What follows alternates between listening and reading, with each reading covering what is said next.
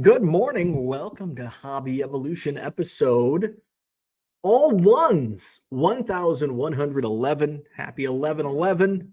Hobby Evolution Saturday. Good morning. How's your weekend starting to treat? I got some mail yesterday. We're going to talk about mail. We're going to talk about the Janesville Card Show, which is coming up tomorrow. Another bulk bonanza sale. Tentatively scheduled. We're gonna do our best to get it in on Thursday night. Thursday night, Madison Card Show is next Saturday, so that's why I say tentatively, because this is going to be a wild week. I'm still playing catch up on shipping out Series 1 orders from eBay. Let me tell you how crazy it's been. How crazy has it been? Since release day, since Wednesday, let's go back to Wednesday. I have, through today, since Wednesday, my sales on eBay have totaled 1,109. That's why I still have over 250 orders to ship. So I've been shipping my ass off the last 3 days. Over 1,100 orders, which, hey, it's a good problem to have. I was shipping until 9 p.m. last night, still over 250 orders to get out, but here we are. So that's been fun. There's still Series 1 in my store, so check it out, because I listed 2,300 cards from Top Series 1 this week. The only cards not listed were about 100 Cubs cards that I pulled. I don't even know. Is there 100? I bet there. Yeah. Let's see. 1, 2, 3. Oh, it's a foil. 4, 5, 6, 7, 8, 9, 10, 11, 12, 13, 14, 15, 16 per box times 16. What's the quick math on that? That's around 100. It's got to be 100. See, I can't math that out quickly. I got to get a calculator. That's 96. Holy shit. Really damn close. So, yeah, about 2,300 cards from Top Series 1 were in my eBay store, but as you heard, a lot have been sold. So, along with, of course, over 1,100 orders is not just Top Series 1. My regular cards listed in my store. I had somebody come and buy like 75 Ricky Henderson cards. What else? I sold a bunch of...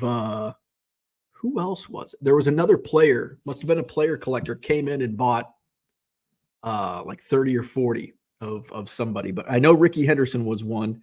And so he's always one of those junk wax era stars that I want to make sure I list, especially some of the obscure teams he played for. Like, oh yeah, I remember him playing for the Mariners or the, who else? The Angels, Blue Jays. He played for half the teams. Speaking of that, there's a great, go to Hobby Think Tank, which is on the Bench Clear Media channel. Our friend of the show, John Keating, That 70s Card Show, and Mike Moynihan were discussing faces of the franchise, which really intrigues. I love these types of discussions, and it really brings up like, oh yeah, sometimes it's like, oh yeah, I forgot about, yeah, that makes perfect sense. And someone's like, oh no, because there were a couple like, oh, this is, the Miami Marlins. I think they thought they brought up Luis Ariz as the face of the Miami Marlins. And I'm like, oh, no. It's Jazz Chisholm. Jazz is the face of the Marlins.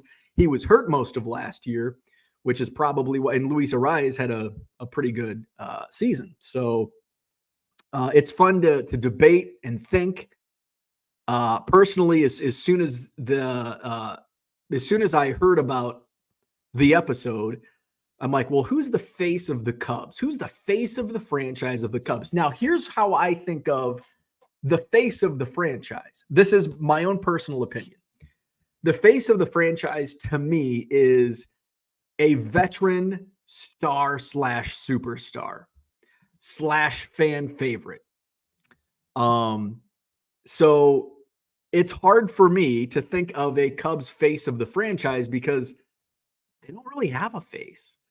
Like, they don't have us even, I ended up coming up on Dansby Swanson, which just doesn't feel right for me because he's only been with the team for a year.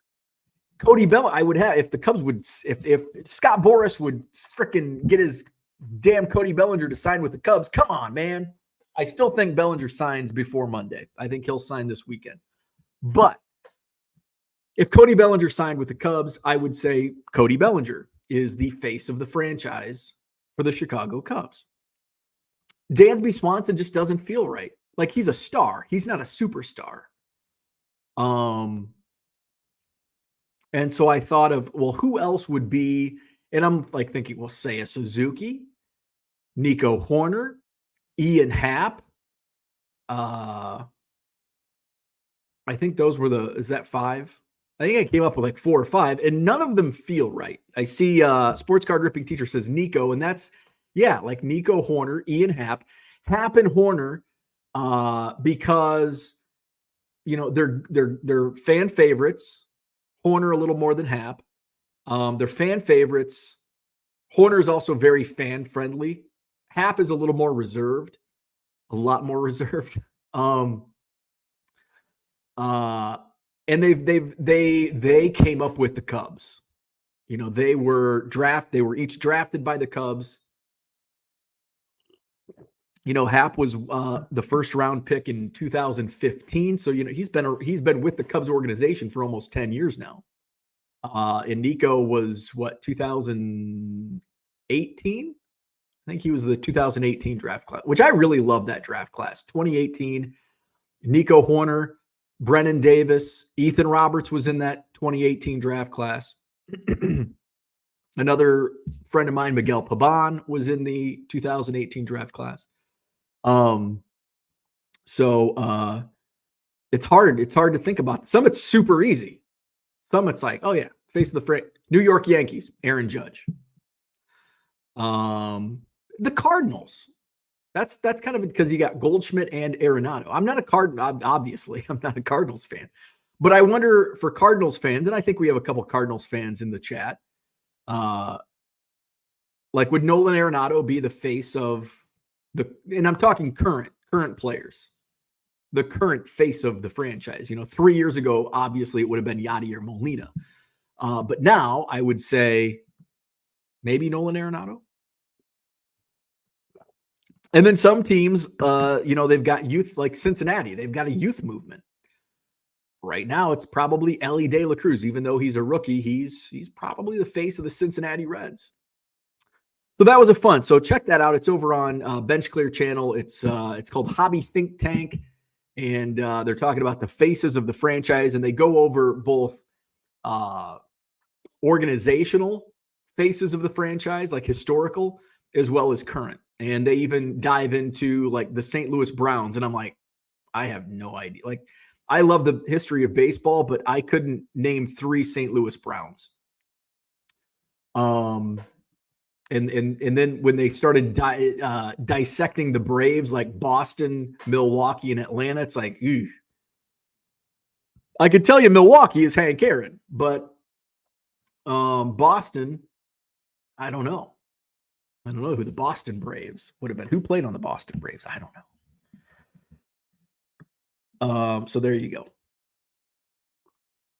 Speaking of Bench Clear, later this morning, coming up in about 50 minutes, is Hobby Hotline over on the Bench Clear channel. Not sure who's on today. Where's Uncle Rich at? He can give us the intel on who the lineup is on Hobby Hotline. So my weekend is shipping at a card show. I'm to the point where I'm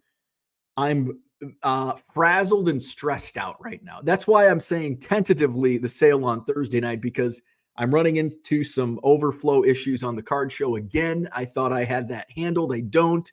Now I've got a couple people upset because they set up last month. They thought they could set up this month. It's like, that's not how it works.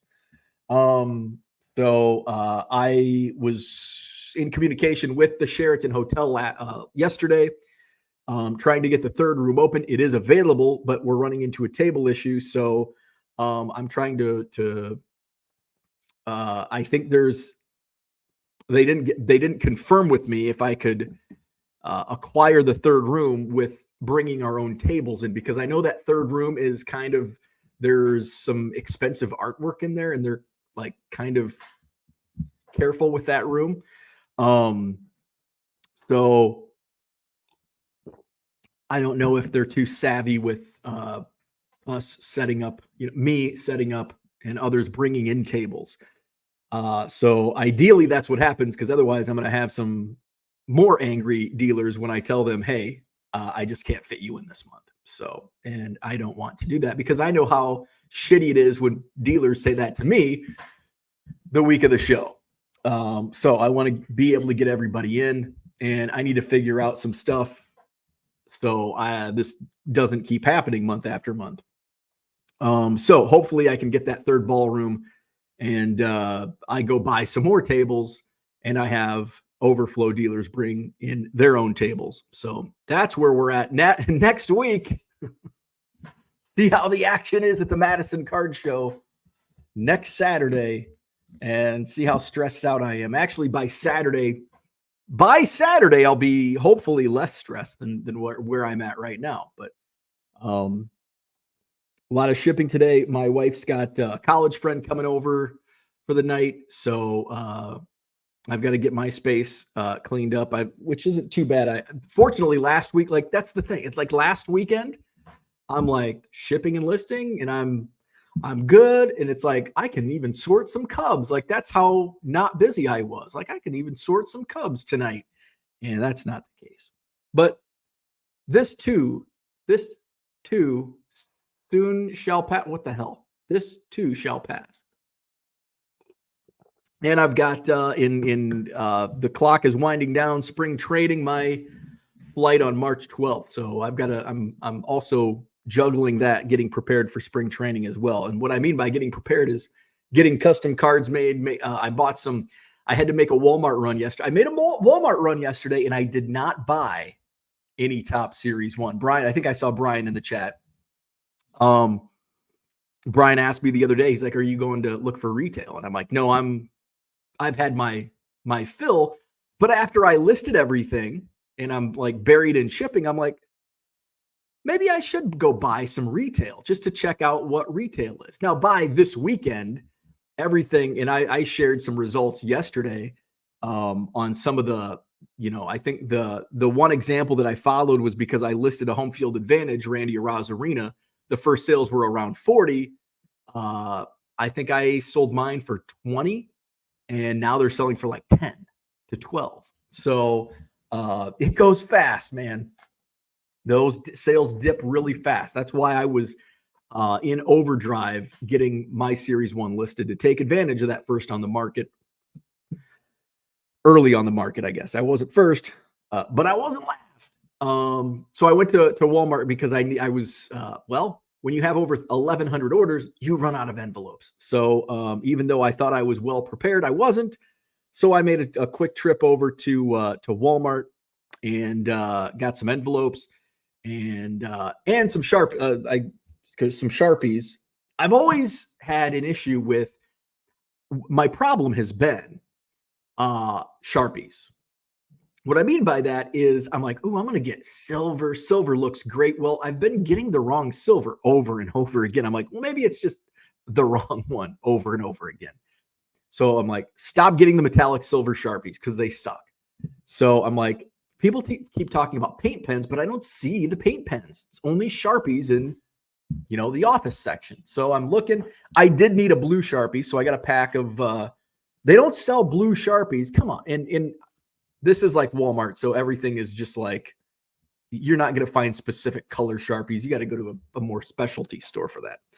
But they had a blue, 2 blacks, a blue, and like another color came in this 5 or 6 pack of Sharpies. So I'm like, I do need a blue Sharpie for like just random, like this Matt Shaw, probably get that signed in blue Sharpie.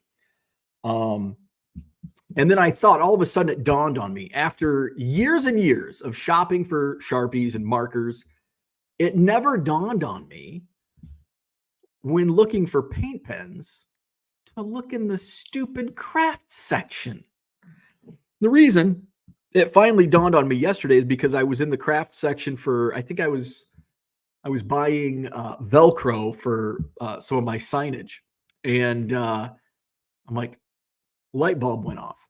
So I grab the pack of Sharpies. I head over to the craft section. Boom, paint pens, a whole freaking wall of them. Damn it. So now I'm looking like they got ultra fine, they've got fine, they've got medium. It's like, what the hell do I want? So it's like, well, I'm probably going to want fine. I don't want ultra fine.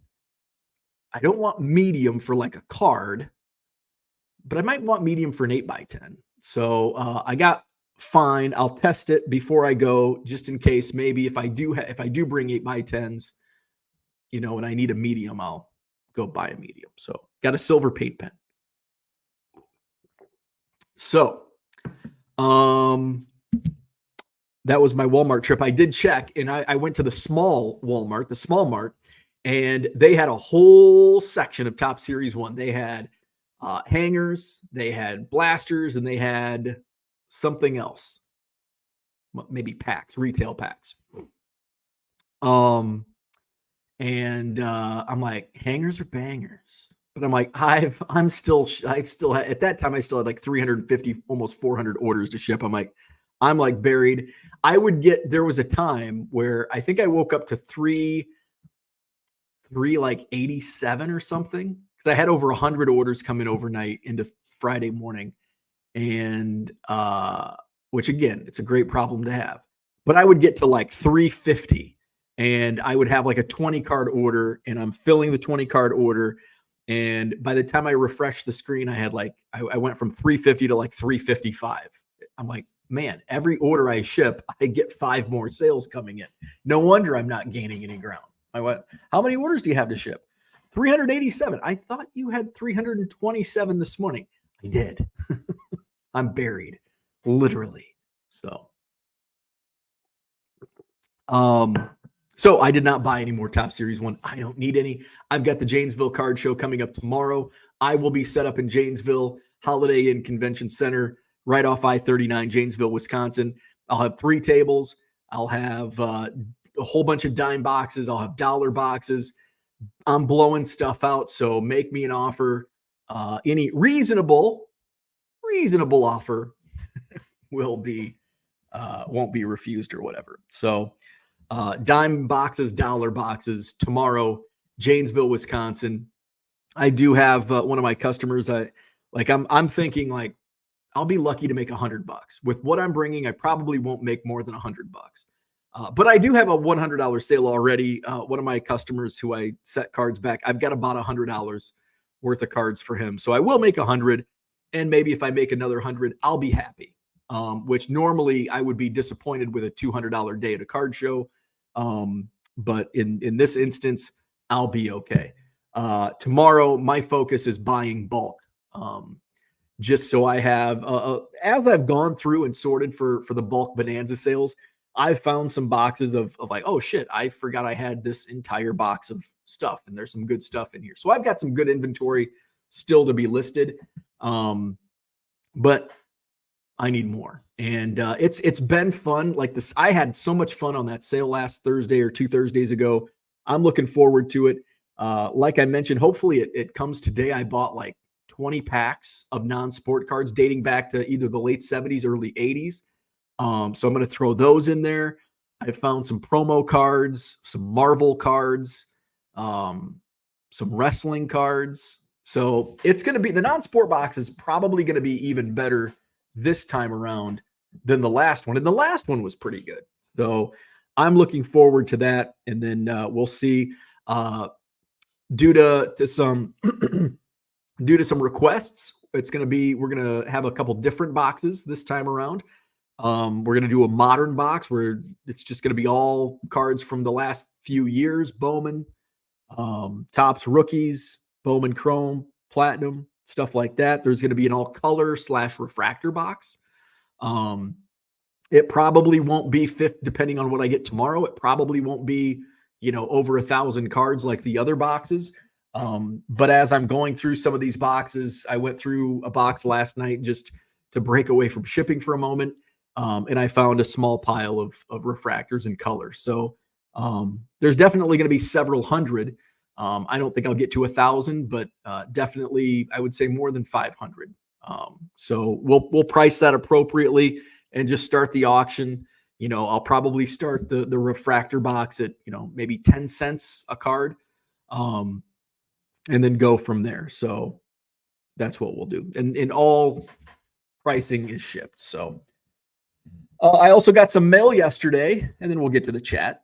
So I decided to start a new rainbow because I found a superfractor on eBay.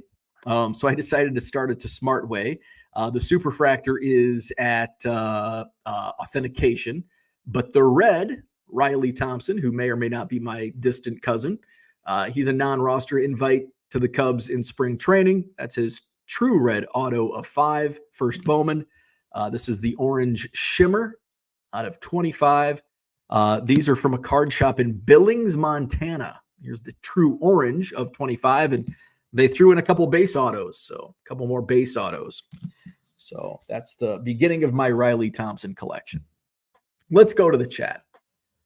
Happy Saturday. Mike Smith says, I'm late. It's low roller scratcher. Where's Bitcoin at today? SoCal Guy 1967. Good morning. Boston Smokes in the house. What's happening? Cooter is here. Good morning. Philly Joe, what's up? Red Rum, good morning.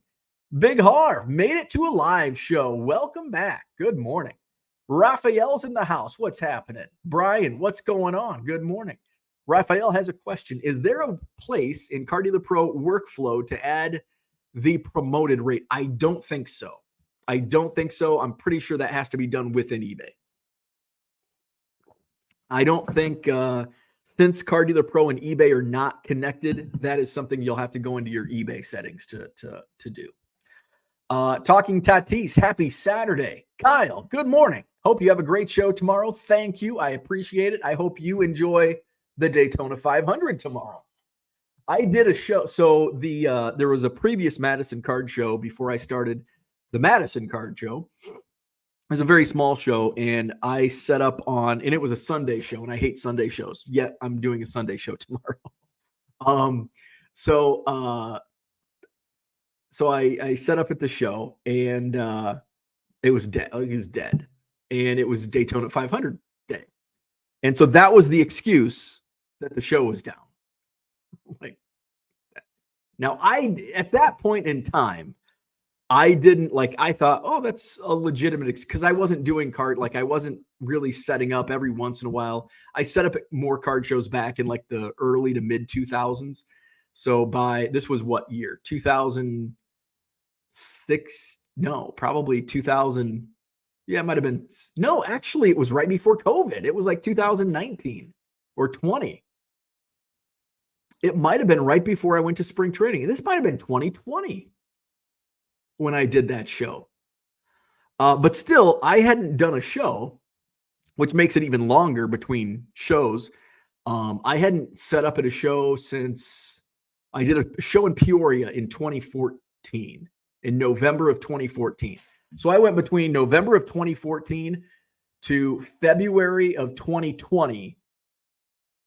And I think the only card show, I went to the Madison show a couple times, and I went to the National in 2019. Those were the only card shows I went. I went to 4 card shows between 2014 and 2020. And now I'm doing 3 a month. But that was the excuse when I set up, and I think I just made table money back. It was brutal. And that was the well, yeah, traffic's down. It's the Daytona 500. And it's if I use that, if that excuse gets used tomorrow, it's no. And Janesville will be it'll be popping tomorrow. Because if you've been to a card show anywhere, Kyle knows this for sure. How much NASCAR is in the room? How much NASCAR is in the room at a card show? Do you think the Daytona 500 is going to affect traffic at a card show where there's no NASCAR anyway? No. That's just, I didn't promote the show. That's what that is. It's not that's when when the show is down, you start digging for excuses. Well, it's down because of the Red Sox and Yankees are playing on Fox Saturday baseball today. That's why the show's down. Tea Timer, what's up? Good morning. What's for breakfast? Probably, let's see. What am I going to have for breakfast? Either frozen breakfast burritos or avocado toast. Those are my options. probably breakfast burritos because it's already 9:30 and I'm lazy. Sports card ripping teacher says, Nico, back to the faces of the franchise. Sports card ripping teacher says, Hap always has a grumpy look. I do like Hap, but smile a bit. And see, I don't know. I don't know Hap. Like, I've never really met Ian. I mean, I've met Ian Happ a couple times in passing. But I don't I haven't spent more than 5-10 seconds. So I don't know if that's just because sometimes it's hard to figure out players. Like, I would probably come off as grumpy too because I don't like people. Put a dog in front of me and I'm like the happiest person on earth, but put a bunch of people around me and it's like, I don't want to be here. So I can get it. So it's hard to see. Is he really just a mean, grumpy person? Probably not. He probably just doesn't like people. Peep says it's still Rizzo. That's funny you say that because in one of my Cub chats, somebody had picked up a couple Anthony Rizzo Yankees, big Yankee cards. And he's like, I can't let it go. I can't let it go. And it sucks. Sucks that Rizzo is no longer a Cub. He should have been a lifer. Sports card ripping teacher says Rizzo won that when he decided to take on all of the Reds. Oh my God. What a day. What a day. Brian has a quick question about breaks. What is the better for a collector who focuses on one PC player, a team break or a player break? That's a really good question. And it depends. I guess it depends on pricing. The thing is, here's the difference. A player break, you may get skunked. If you bought into a 2024 Top Series 1 Nolan Ryan player break, you'll probably get, he's got base inserts, so you might get, an insert depending on how many boxes. If it's a case, you're going to get, I got 2 Nolan Ryan cards in my case. So let's just see 2024. Let's just type in a Google search. Nolan Ryan break. And let's see if there's any on here. So here's one. These are all bid 4 or 5 days. Let's see if there's any sold. So it all comes down with kind of the math of it. Okay. So the most recent sale yesterday in a jumbo case, a Nolan Ryan spot sold for, let's see, $12.50 shipped. So, and you're likely going to get 2 insert cards. That's that. But hey, maybe you hit something else, or maybe you get a silver pack card. So is it worth, that's where the gamble comes in. Most likely you're going to get 2 base cards that are worth, that you could buy on eBay for $3 or $4. And you're paying over 12 in a player break. So you look at Astros, the team spot. Let's try to find a sold on a jumbo case. Let's see. Now, this is also Nolan. I'm just because I know you're probably focusing on Nolan Ryan. So that's why I'm using Nolan Ryan as an example. So that's a quarter case. Oh, geez. Okay. That's a box. Okay. How about case? Let's just type in case break. I hate how they put quarter case, third case. These assholes. Now we got to go to sold. See, I don't do breaks, so I'm not familiar with pricing on these. Okay, so that's a quarter case. Okay, let's just take a quarter case times 4. So in Astro's spot was the last sold for a quarter case was $27.50. So you're looking at $100 for a case of Astros. Now, obviously, you're going to get all of the Astros. You have a much better opportunity to pull, numbered cards, autographed cards, but still, it's not even a guarantee you get, your money worth from that. So my advice to a Nolan Ryan, and I'm speaking to you, Brian, my advice to a Nolan Ryan collector in this particular set, just buy the singles. If you were Daniel Palencia, like I've thought about getting into some Daniel Palencia breaks, player breaks. When Ethan Roberts had his rookie card in Topps Update, I bought into Ethan Roberts player breaks because they were going for, quite a bit, but, not as much as the Cubs breaks. And it's like, I just want the Ethan Roberts. So that's kind of, if you were chasing Daniel Palencia, rookie for the Cubs, I would say player break. If you're chasing Nolan Ryan, I would say if you have to break, do a team break. You're going to pay more, but you're likely going to get better results than a player break. But my best advice, just buy the singles for something like that. Red Rum said Babe Ruth ended his career with the Boston Braves. I was thinking, like, is Babe Ruth, but is he the face of the Boston Braves? I wouldn't think so, because he only spent at most a couple years with the Boston Braves. Cooter says, love the Browns. They had Pete Gray and Eddie Goodell. Yeah, Eddie Goodell. Sports card ripping teacher says, wife is out of town for the weekend. I'm cracking the whip now for the boys to get all their chores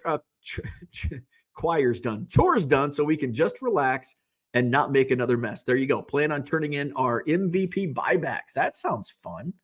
Dave Richards in the house. Good morning. Orlando is here. Good morning. Brian says, good morning. Have you seen or heard about the Platinum Topps Now membership? Just briefly, I'm not a Topps Now collector. I think I've probably only bought from Topps maybe 5 cards from Topps Now. I bought a couple Javi Baez. I bought a David Bodie. And what else did I buy? I'm pretty sure I bought like maybe one other, but yeah, I'm just not a Topps Now collector. I'll get them in trades. If I find them in a dollar box for Cubs, I'll pick them up. Actually, even Topps Now, like the Singles Club at the National had a bunch of Topps Now. And so I was buying for $1, and I buy bulk, so they give me a discount. So I'm like, for less than $1, I'll buy these. And some are only $3 or $4 online, but some, 10, 15. So no, I did hear something about their platinum membership, but I'm not too informed on that. Brian said, I had no idea people spent so much money on those Topps Now cards, hundreds of thousands of dollars. Yeah, I did see Twins Jake, who spent an insane amount of money during COVID, and then ran into some customer service issues and, but still was churning and burning Topps Now. And I guess he was left out. And he didn't know if, I think based on his tweet, like only 50 people were included in the platinum membership, and he was left out, and he was upset. I don't know. Royals 417. Good morning. Harlan's here. Good morning. Max in the house. He says, boo, Sunday show's better. Nobody cares about football Sundays. Football Sundays. And again, football Sundays, I think, do have an impact on card shows during, especially here in Wisconsin on Packer Sunday. If there's a noon Packers game, people are leaving by 11. I just feel my thought process on Sunday shows, and I'm a little different now.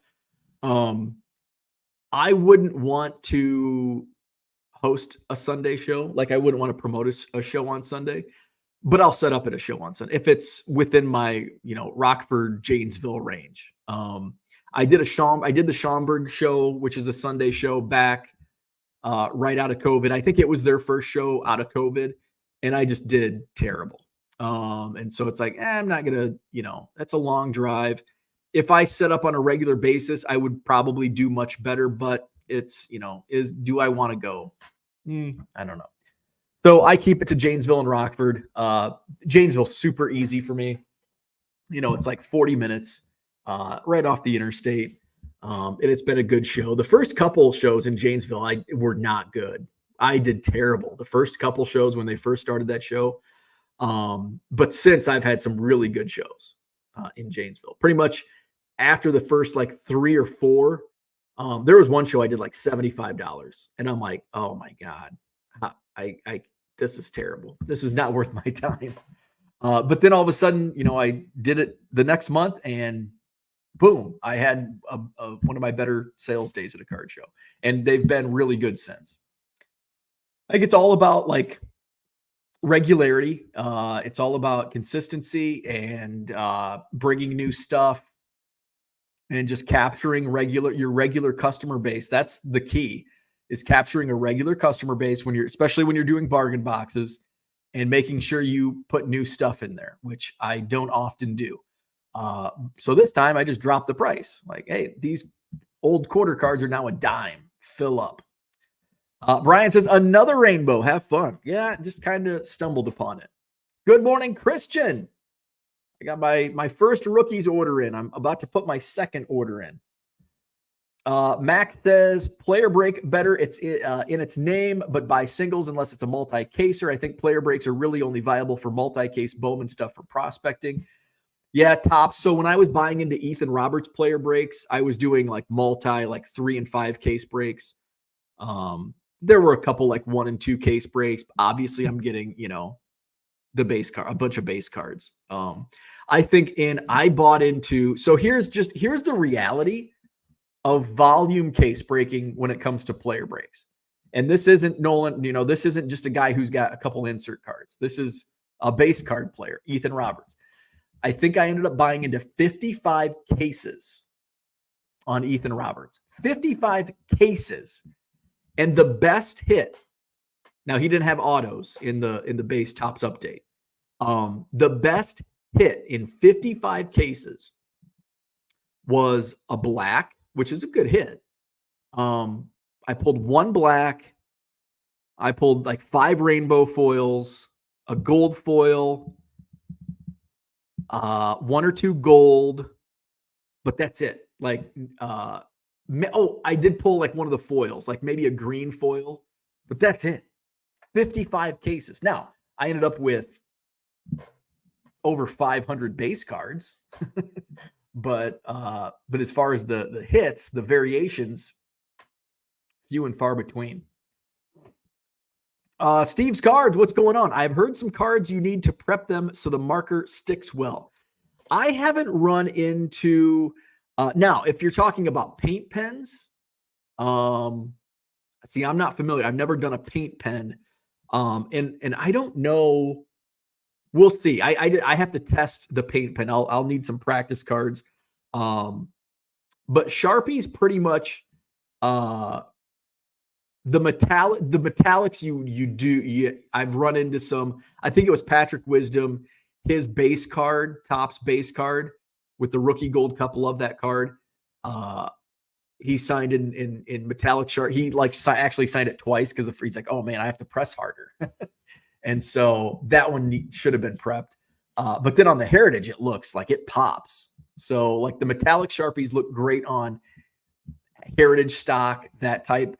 But when it comes to like the, a base card like this, just a standard Sharpie is probably going to be best. Robert, do you use listing ad rate? Yes, I do. I use 3%. I can't tell if it helps or not. It does, big time. Also, all that time you save on Cardi the Pro seems like I use it all back up, putting some info in on the eBay site. I guess it depends on what, like most of the stuff you can do right in Cardi the Pro. I'm not sure what you're putting into eBay, but I don't have to put any other information after Cardi the Pro. Once I export it, everything's up in eBay. Promo rates, big time help. I dropped my promo ad was set at 12%. I dropped it to 8% a couple of weeks ago just to see. My impressions have decreased. Now my sales have gone way up because of Top Series 1. And that's one of the main reasons I wanted to drop it, because I knew people are searching for 2024 Top Series 1. I don't need an ad rate to stand. I don't need a 12% ad rate to stick out. 8% is going to be fine. I'm still going to make plenty of sales. Now, when I go back to listing, random stuff, I may bump that ad rate back up to 12%. So we'll see. I wanted to give it some time now. Right now, it's like, oh, look at these sales. They're way over. It's not, it's It's a false marker or whatever. Max says, I just have way more things in my life that happen on a Saturday versus a Sunday and can watch football when I get home. And see, I don't have anything going on in my life. I don't have anything going on. Like, I honestly don't have anything going on in my life other than selling baseball cards. That sounds bad. Now that'll change, like as baseball season comes up. Maybe a wedding here or there. But that just that's weekends, I don't really have a free weekend. So yeah, Saturdays. And for me, I feel Sundays are kind of like I just want to take it easy. I don't want to change out of sweatpants and a hoodie on Sundays. Like, I just want to take it easy. Saturdays are like that's when I do stuff. Like, that's my errands day. I'm going to run errands on Saturday. I'm a little more energetic on Saturday. So I'm going to run a card show on Saturday. T-Timer says, is it right to leave negative feedback if you never received the purchased card, even though refunded full amount? That's up to you. I guess how I would spin it, and this is what I always ask, how would you handle it on the other side of the coin? How would you handle it if you were the seller, you sent the card, and the post office lost it? You worked with the buyer, gave them the refund. How would you want the buyer to treat you? That's how I would handle it. Let's see. Now, let me go back to this. Was it canceled? Like, it's different if it's a card that you said auction, and that's why I wanted to go back to this. Now, it's different if it sold for $5 and it's a $25 card, and the seller just didn't want to sell it for cheap and canceled the order. That's different than actually sending it and the post office loses it or it gets lost in the mail. So if it's an auction that was canceled, I think it's right to leave negative feedback in that situation. If he sends it and it gets lost, but some things happen. Maybe he's like, hey, I can't find this card. And this is, sometimes you just have to, I lose cards. I'm not going to say all the time, but it's pretty common that I'll miss a card. It just happened in a recent order. Somebody bought a bunch of Jerry Rice cards. They reached out, said, hey, I didn't get this. And sure enough, I just, it was an order like 20 cards, and I skipped it on accident. Things happen like that, and I got it sent out. So it's not all unscrupulous buyers and unscrupulous sellers out there. Mistakes happen. Merle, what's going on? Good morning. Decent sales over the night. Ready to list some more. Excellent. Love to hear. I thought you need to do some prep for Chrome cards. Heard they rub the cards with an eraser or something. I haven't done it. I know some people do. I've never prepped a Chrome card. If you use like a standard Sharpie, and it depends on the mark. If you use a standard Sharpie, a Chrome, I have my pocket. Let's just grab this one. See if I have an example of a Chrome card. Yeah, actually, there's one right here. Kevin Alcantara. So Kevin Alcantara, it's maybe it would pop a little more. It's in blue. It might pop a little more. He also has a very small signature, but it might pop a little more if that was prepped. And yeah, you prep it with an eraser. But it also leaves, like, you can tell, it's kind of like on Bowman where, Bowman Topps obviously preps where the player signed, and so there's like a white background. Let's see. So this is a metallic, gold metallic, and this actually turned out pretty well. It's gold. And again, I did not prep any of these. So that's, that kind of pops nice. Let's see. Who was it? Wisdom. And I'll show you if I can find it. The Patrick Wisdom. Here it is. So this was in the same So sometimes silver, like you can't even see that Patrick Wisdom signed this. Like, yeah, you can kind of see down here, but it was just, I should have had him sign in black or blue Sharpie, but this was a metallic silver. But at the same time, he signed with the same marker, Topps Heritage, and look at that. Now that's freaking cool.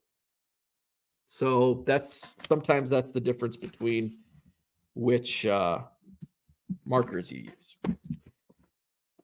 Where are we at? Christian says, I found a misnumbering issue in my Rookies Lions team set. I guess now GM Brad Holmes will get a card in the set. Hey, there you go. Max says, eraser and baby powder on chrome finish helps the marker stick. If you were made whole, I would be pissed as a seller if you gave me a negative. Yeah. And depending on the situation, yes, I agree with Max. Justin says, when it comes to listing your 2024 Topps Series 1, are you listing everything? Yes, I am. Or are you listing certain players, parallels? Just curious on the strategy given the early sales success. So here is this was my strategy. So I listed everything, absolutely everything minus the Cubs. So out of a jumbo case, 2,400 cards in a jumbo case, I listed 23, just over 2,300 cards. What I did was I sorted, as I ripped each pack, I would sort them into piles of 100. I would put the inserts separately in a pile and then the base cards. So each pack, boom, boom, boom. Next pack, next box, boom. Autographs, relics went into their own pile. Inserts went into their own pile. Silver packs went into their own pile. Then as I'm sorting, and I think that, so I got my case on Tuesday. So Tuesday night, I think I was able to, I think I listed 2 batches of inserts and the first 100 base cards. And so I wrote down, I don't have my sheet in here, but I wrote down like on a legal pad, card 1, 6, card 2, 11, card 3, 5, card 4, 5. So each card I knew when I'm going down Card Dealer Pro, okay, I've got, and I can fill the quantity out in the spreadsheet. And then I'd upload it to eBay. Now, Card Dealer Pro, when I was listing, did not recognize, nor did it have the Series 1 checklist in the database. So I had to manually type everything. It helps when you're a fast typer. So that's how I handled it. And so inserts went into their own batches, and then I would do a silver pack batch. I would go back. I would do, cards 100 through 199 and get those up, do another batch of inserts. And then from my phone, I would list the autographs. So I was just listing everything I could as fast as I could.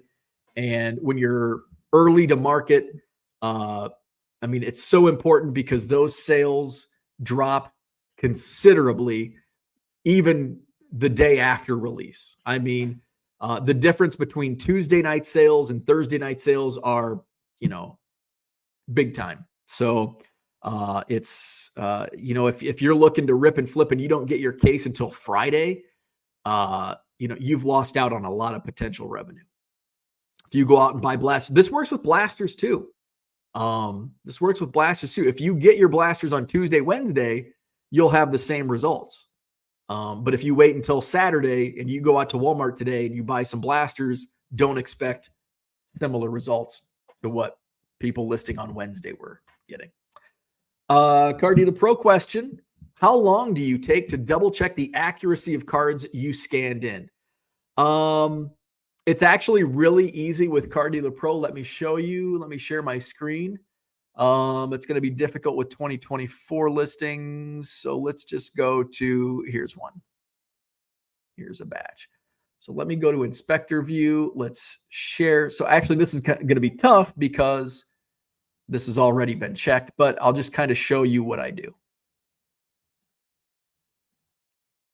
So this is what, 1978 OPC Carl Yastrzemski. So basically, let me go into the screen. So can you see my cursor? So my cursor over here, this is where I'm checking for accuracy.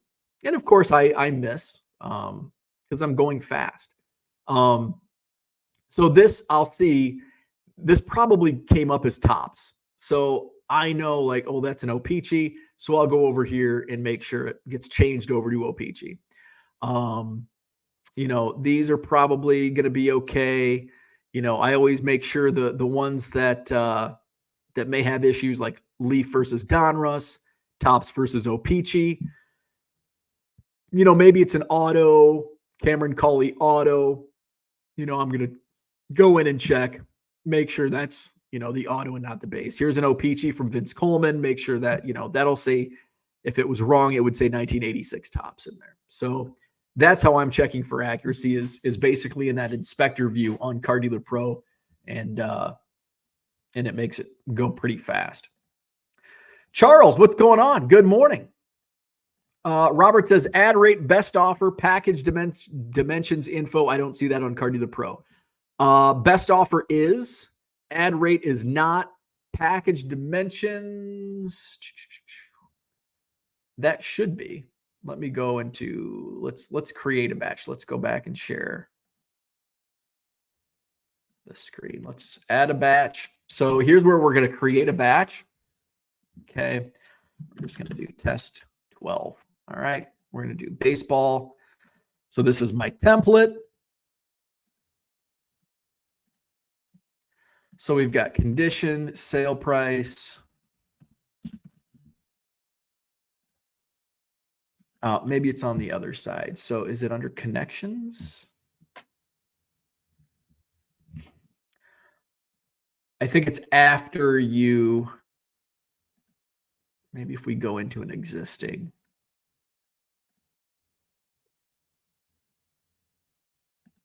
Wonder if is this going to bring up?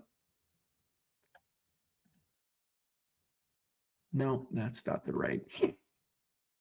I think I've actually got to create a. Let's just do something real quick. Because I think it's at the end. Yes. We need to exit out of that. Let's scan this puppy. Good. I need to delete all these. Continue.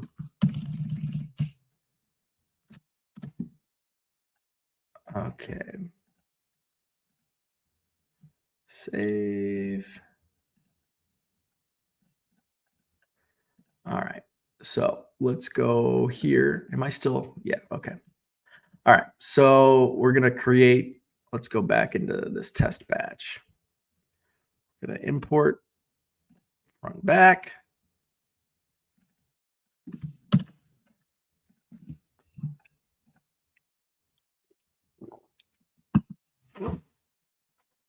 Hobby Hotline coming up in 6 minutes, so I'll try to wrap this up so you can head over to their channel. So basically when I'm checking, it says on the left-hand side, it says Taj Bradley 2023 Topps Chrome update. So that looks pretty accurate. So I move on. So now we're going to export to eBay. We're going to export without review. Oh, because I've already got templates. Okay, that's why it's not coming up. I already have in my, let's see, is it in here?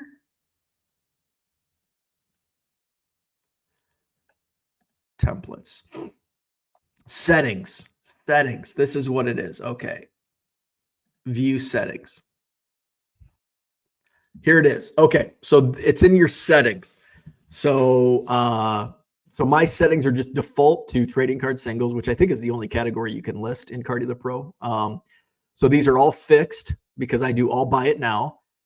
Best offers. You can accept the best offer. Yes. So I have best offer on, good till canceled instead of, 7 days or whatever.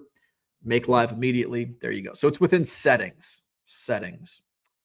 John. Yes, sighting. You are welcome. Brian says, I had a thick card that was ESC. I paid extra 44 cents at the post office to put non-machinable. She stamped it and I left. It is never scanned and never arrived. Buyer is luckily cool about it all, but I can see 90% of buyers would leave negative, assuming I didn't send it. Leaving negative for shipping issues sucks. I agree. I agree. All right. So that's what I had for today. Thanks for tuning in. Don't forget, I'll be in Janesville, Wisconsin tomorrow, the Janesville Card Show at the Holiday Inn Banquet Hall. right off I-39. Show runs 9 to 3. It's free admission. I will have dime boxes and dollar boxes of baseball, football, basketball, and maybe hockey. We'll see. So come see me in Janesville tomorrow. No Hobby Evolution tomorrow. We'll review the Janesville show on Monday morning at 7 a.m. Central. I plan to do another bulk sale on Thursday night. We're going to see how the week starts and see if I can juggle. So Thursday night, we're going to try to plan on another bulk bonanza sale. Probably we're going to start at 7 p.m. Central this time, half an hour early. And I probably won't have as many boxes as I did last time just because I haven't had time. But we're gonna do probably try to get at least 2 baseball, 2 football, and a basketball. I've got a soccer box. We'll do the color box, non-sport box. I've got some medium flat rate boxes of random memorabilia. So we'll have some more autographs. So we'll have plenty of stuff for sale Thursday night right here on this YouTube channel, Tentative. So that's what I had for today. Thanks for tuning in. Hit the like button if you haven't already. Subscribe to the channel. And I'll see you on Monday morning if I don't see you in Janesville tomorrow.